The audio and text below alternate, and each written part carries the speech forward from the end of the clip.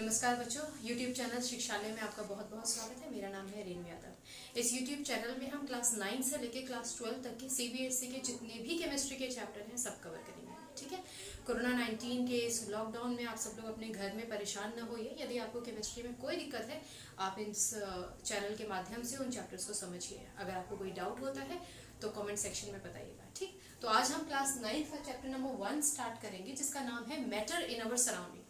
But before we begin with this chapter, what exactly matter is?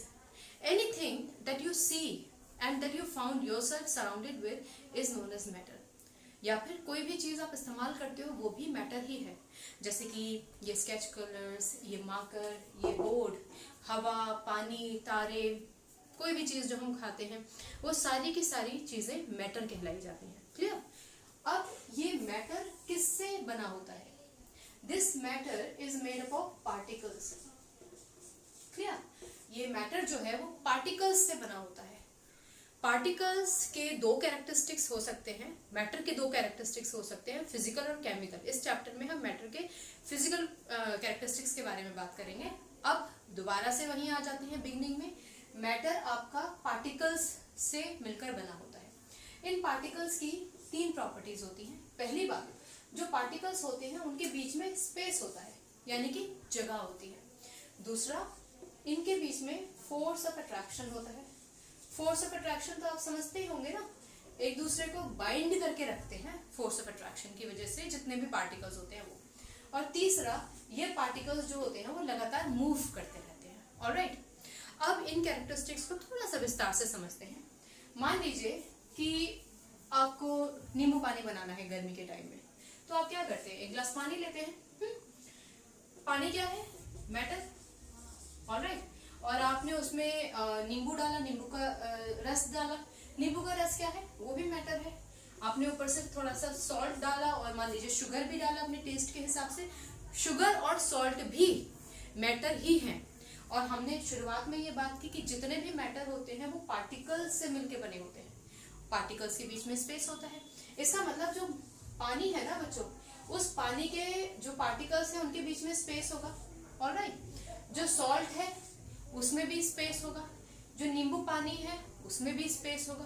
तो जब आप नींबू पानी को, नींबू के रस को, सॉल्ट को या शुगर को इस पानी में मिला देते हो ना, तो ये पानी जो पहले टेस्टलेस था अब वो आपके सामने नींबू पानी के तौर पर आ जाता है या शिकंजी के तौर पर आ जाता है। क्लियर? अब एक गिलास पानी लो, उसमें नमक डाल दो, तो नमक क्या कर जाएगा? पूरे के पूरे पानी में घुल जाएगा। इसका मतलब जो स्पेस था पानी के मॉलिक्यूल्स के बीच में वो अच्छे से पार्टिकल्स ने ऑक्यूपाई कर लिया है। क्लियर? और नमक ने पानी को अपने अंदर एब्जॉर्ब कर लिया, पानी नमकीन हो गया। दिस सिग्निफाइज कि पार्टिकल्स के बीच में स्पेस होता है। क्लियर? दूसरी बात ये होती है कि इनके बीच में फोर्स ऑफ अट्रैक्शन होता है। फोर्स ऑफ अट्रैक्शन का मतलब कि कोई भी पार्टिकल्स, किसी भी चीज के जो पार्टिकल्स होते हैं ना, वो पार्टिकल्स एक दूसरे को अपनी तरफ खींच के रखते हैं, अट्रैक्ट करके रखते हैं। अब इनकी टेंडेंसी क्या है अट्रैक्ट करने की? वो ज्यादा स्ट्रांगली बाउंडेड है या कमजोर तरीके से बाउंडेड है, उनके नेचर पर उस सामान का स्ट्रेंथ डिपेंड करेगा। अब जैसे कि ये है, ये मार्कर है, ये भी आपका एक मैटर है। अब इसके जितने भी मॉलिक्यूल्स हैं ना वो बहुत ही कॉम्पैक्टली अरेंज है, मतलब कि पास पास है। क्लियर? अब क्योंकि ये पास पास अरेंज है तो इनके बीच में जो फोर्स ऑफ अट्रैक्शन होगा जिससे ये सब एक दूसरे से जुड़े रहेंगे वो ज्यादा होगा। Getting my point?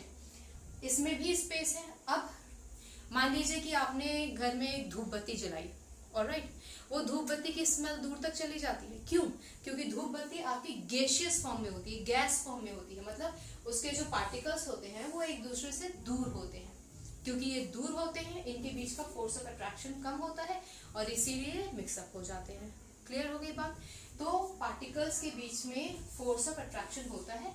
अगर पार्टिकल्स करीब में है फोर्स ऑफ अट्रैक्शन ज्यादा होगा, इसीलिए सॉलिड को तोड़ना मुश्किल पड़ जाता है। इसके बदले अगर मेरे पास चौक होती तो मैं उसको आसानी से तोड़ सकती थी, क्योंकि चौक के जो पार्टिकल्स होते हैं उनके बीच में एयर स्पेस भी होता है। ठीक है ना? अब हम बात करते हैं तीसरे फैक्टर की, जो होता है मूवमेंट, कि क्या वो पार्टिकल्स मूव करते हैं। अभी मैंने आपको बताया कि आप अगर अपने घर में कोई धूप बत्ती लगाते हैं, अगरबत्ती लगाते हैं, तो उसकी खुशबू पूरे घर में महक जाती है। क्यों?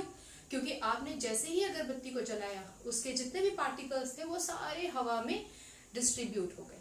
इसका मतलब कि पार्टिकल्स जो है वो मूवमेंट भी करते हैं। क्लियर? सॉलिड, लिक्विड और गैस में पार्टिकल्स कैसे मूव करते हैं वो भी हम पढ़ेंगे। फिलहाल हम सिर्फ पार्टिकल्स के नेचर की बात कर रहे हैं। Okay, so let us take a quick review. We were just talking about what matter exactly is. Anything that is surrounding us is known as matter. Anything that we use, anything that we eat is also a form of matter. Alright? Matter is made up of particles. Particles के 3 characteristics हमने discuss किए। पहला, particles के बीच में space होता है। दूसरा, उनके बीच में फोर्स ऑफ अट्रैक्शन होता है। क्लियर? और तीसरा, ये पार्टिकल्स जो हैं वो मूवमेंट भी करते हैं। क्लियर हो गई बात? आगे बढ़े बच्चों। अब हम बात करेंगे मैटर के बारे में।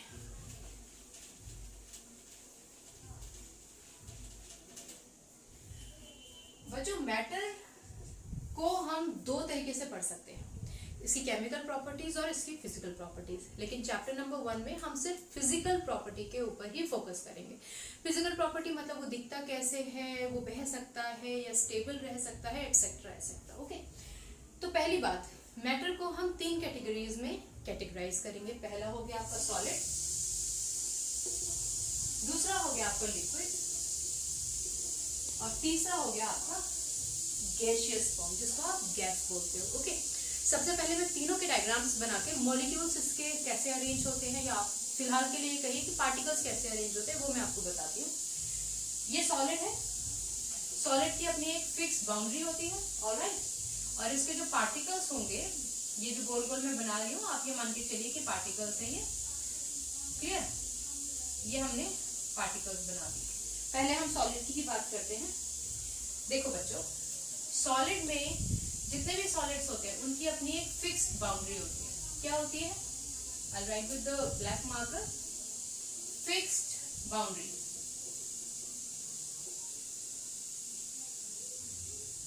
फिक्स बाउंड्री कैसे? अब जैसे ये मार्कर है मेरे हाथ में, ये सॉलिड है ना, इसकी अपनी फिक्स बाउंड्री। ऐसा तो नहीं है ना कि आज गर्मी हो रही है तो ये ऐसा है, कल सर्दी हो जाएगी तो ये कम या ज्यादा हो जाएगा। नहीं, ऐसा नहीं होगा। इसकी बाउंड्री जितनी है, इसका जितना डायमीटर है, जितनी गोलाई है, इसकी उतनी ही रहेगी। तो इसका मतलब सॉलिड के पार्टिकल्स की फिक्स्ड बाउंड्री होती है। फिक्स बाउंड्री है, फिक्स्ड वॉल्यूम रहेगा। इसका जो वॉल्यूम है वही रहेगा, आज 1 साल बाद भी वही रहेगा अगर हम उसको हीट नहीं करेंगे तो। ओके, तो दूसरा हो गया fixed volume. Okay, then compressibility, तीसरा फैक्टर है कंप्रेसिबिलिटी। अब कंप्रेसिबिलिटी का क्या मतलब होता है? कंप्रेसिबिलिटी का मतलब होता है कि क्या मैं इसको कंप्रेस कर सकती हूँ? अगर मैं इसको पकड़ लूँ तो क्या मैं इसको कंप्रेस कर पाऊंगी? नहीं, मैं इसको कंप्रेस नहीं कर पाऊंगी। लोहा है तो मैं इसको कंप्रेस कर पाऊंगी? नहीं कर पाऊंगी। हाँ, रबर बैंड जो है उसको मैं स्ट्रेच कर सकती हूँ और वो वापस आ जाता है। क्लियर? तो रबर बैंड भी हमारा सॉलिड का ही एक पार्ट है। मैं समझाऊंगी कि वो कैसे स्ट्रेच कैसे हो जाता है। पहले हम बात करते हैं कि आखिर इसकी फिक्स्ड बाउंड्री, फिक्स्ड वॉल्यूम और इसकी कंप्रेसिबिलिटी बिल्कुल भी नहीं होती है। कंप्रेसिबिलिटी नहीं होती है। ओके, इसको कंप्रेस नहीं कर सकते। ऐसा क्यों होता है? देखिए, हम लोगों ने बात किया था शुरुआत में कि मैटर पार्टिकल्स से मिलकर बना होता है और पार्टिकल्स के बीच में स्पेस होता है। क्लियर? अगर हम सॉलिड की बात करते हैं तो सॉलिड के जितने भी पार्टिकल्स है ना बच्चों, आगे आने वाले चैप्टर्स में हम इसको मॉलिक्यूल्स के तौर पे बुलाएंगे, बट वो नेक्स्ट चैप्टर्स में। तो ये जो पार्टिकल्स है ना, इन पार्टिकल्स के बीच में ये स्पेस आप देख रहे हो ना, जो मैं मैजेंटा कलर से कर रही हूँ, है ना, ये जो स्पेस है, ये स्पेस बहुत कम है, पर है तो पहला फैक्टर कि पार्टिकल्स के बीच में स्पेस है, ये साबित होता है। सॉलिड के केस में स्पेस बहुत कम होता है। क्लियर? बहुत कम हो जाने की वजह से, क्योंकि ये पास पास है, इनका फोर्स ऑफ अट्रैक्शन ज्यादा होगा। ये 3 प्रॉपर्टीज जो हमने पार्टिकल्स के बारे में पढ़ी थी ना, कौन कौन सी? पहला क्या था? पहला हमारा पॉइंट, ध्यान से देखो, स्पेस। हमारा पहला पॉइंट था पार्टिकल्स के केस में स्पेस, दूसरा था फोर्स ऑफ अट्रैक्शन और तीसरा था मूवमेंट। क्लियर? तो हम अब मैटर में पार्टिकल्स कैसे अरेंज होते हैं उसके बारे में बात कर रहे हैं। सॉलिड में जो पार्टिकल्स होते हैं उनके बीच में स्पेस बहुत कम होता है, क्योंकि पार्टिकल्स पास पास हैं, इसलिए फोर्स ऑफ अट्रैक्शन क्या होगा? बहुत ज्यादा होगा। क्लियर? और रही बात मूवमेंट की, तो इसके पार्टिकल्स जो होंगे वो अंदर ही अंदर वाइब्रेट करते रहते हैं, क्लियर। बट क्योंकि फिक्स बाउंड्री है इसलिए बाहर निकल कर नहीं आ सकते। Alright, okay. तो तीन चीजें तो ये हो गई, स्पेस बहुत कम है, फोर्स ऑफ अट्रैक्शन बहुत ज्यादा है, और मूवमेंट बहुत कम है क्योंकि पार्टिकल्स एक दूसरे के साथ एक कॉम्पैक्टली अरेंज्ड है। फोर्स ऑफ अट्रैक्शन ज्यादा होने की वजह से वो मॉलिक्यूल्स का या पार्टिकल्स का मूवमेंट नहीं होने देते। सॉलिड की अपनी क्या प्रॉपर्टीज होती हैं, ये तीनों तो हो गई जो हमने डिस्कस की है। उसके अलावा इसकी फिजिकल प्रॉपर्टी क्या हो गई भाई, फिक्स बाउंड्री है, क्लियर, फोर्स ऑफ अट्रैक्शन बहुत ज्यादा है, स्पेस बहुत कम है, ये भी प्रॉपर्टी ही है, फिक्स वॉल्यूम है, और आप उसको कंप्रेस नहीं कर सकते, आप इसको कंप्रेस नहीं कर सकते, आप इसको मेल्ट कर सकते हैं, क्लियर। किसी चीज को आप बॉईल कर सकते हैं पर आप इसको कंप्रेस नहीं कर सकते। ओके, तो ये तो हो गई हमारी सॉलिड की बात। आई होप दिस इज क्लियर। अब हम बात करते हैं लिक्विड की।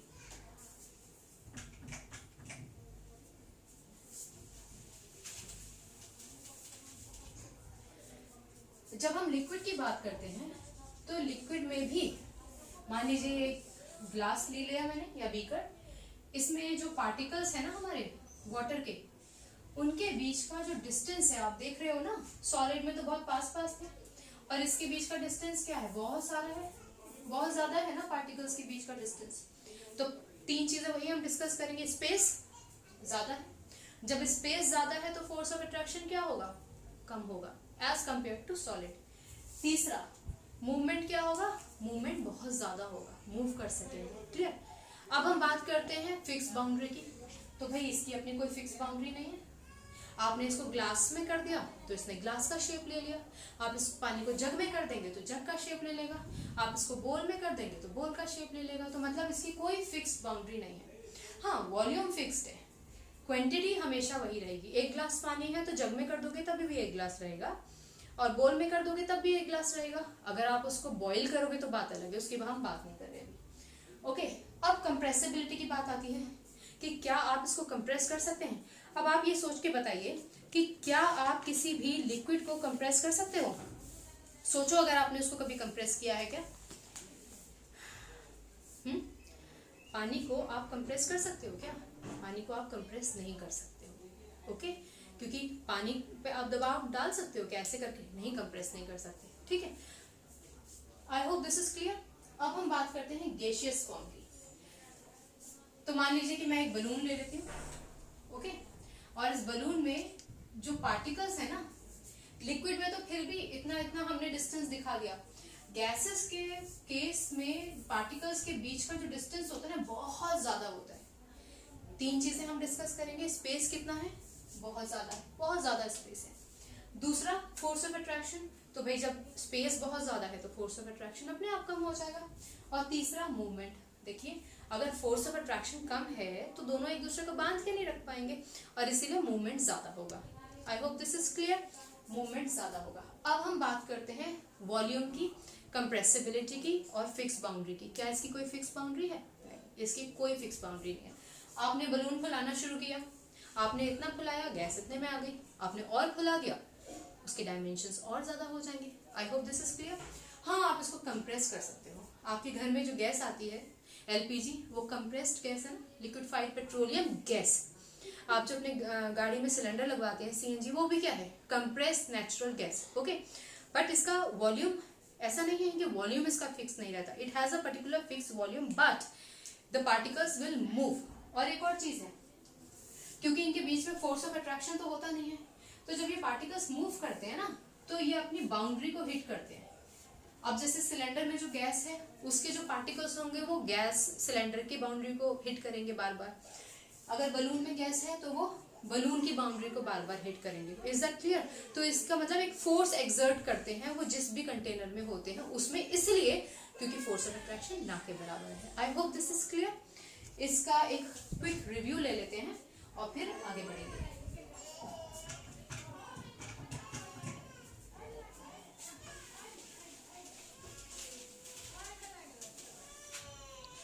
बच्चों, हम लोगों ने पढ़ा कि anything that is surrounding us is matter, matter is made up of particles, clear. और पार्टिकल्स में क्या क्या होता है, पहली बात स्पेस, दूसरा फोर्स ऑफ अट्रैक्शन और तीसरा मूवमेंट, क्लियर। अब हम जो मैटर है, जितना भी मैटर है ना वो पार्टिकल्स से मिलके बना होता है, क्लियर। तो मैटर को क्लासिफाई करते हैं। मैटर कितने तरीके के होते हैं, सॉलिड, लिक्विड, गैस। हम लोगों ने अभी अभी डिस्कस किया, सॉलिड के पार्टिकल्स बहुत पास पास होते हैं, इनके बीच में जो स्पेस होता है वो बहुत कम होता है। ओके, अच्छा एक और चीज याद रखो बच्चों, ये स्पेस जो होता है ना इसको वॉइड बोलते हैं। जो छोटा सा स्पेस होता है ना उसको हम वॉइड बोलेंगे। लिक्विड और गैस के केस में हम उसको वॉइड नहीं बोलेंगे, उसको हम स्पेस बोलेंगे। ओके, तो हमने डिस्कस किया कि सॉलिड के केस में मॉलिक्यूल्स बहुत पास पास होते हैं, बहुत छोटा सा गैप होता है, मॉलिक्यूल्स पास पास हैं, फोर्स ऑफ अट्रैक्शन ज्यादा है, और फोर्स ऑफ अट्रैक्शन ज्यादा होने की वजह से इनका जो मूवमेंट है वो सिर्फ वाइब्रेट करेंगे अपनी जगह पर, they will not go out anywhere. I hope this is clear. Liquid के केस में हम लोगों ने क्या डिस्कस किया था, मॉलिक्यूल्स दूर में है, मॉलिक्यूल्स दूर मतलब स्पेस ज्यादा, स्पेस ज्यादा मतलब फोर्स ऑफ अट्रैक्शन कम, फोर्स ऑफ अट्रैक्शन कम मतलब मूवमेंट ज्यादा। I hope this is clear. और गैसियस फॉर्म में हमने डिस्कस किया कि मॉलिक्यूल्स बहुत दूर होते हैं, मॉलिक्यूल्स बहुत दूर है मतलब स्पेस बहुत ज्यादा है, स्पेस बहुत ज्यादा है इसका मतलब फोर्स ऑफ अट्रैक्शन ना के बराबर है। और फोर्स ऑफ अट्रैक्शन ना के बराबर होने का क्या मतलब हुआ, इसका मतलब हुआ मॉलिक्यूल्स इजीली मूव करेंगे। आई होप दिस इज क्लियर। अगर आपको कोई डाउट है तो कमेंट सेक्शन में मुझे बताइएगा, और आगे का चैप्टर पढ़ने के लिए we will resume in the next part. Take care, God bless you all, bye.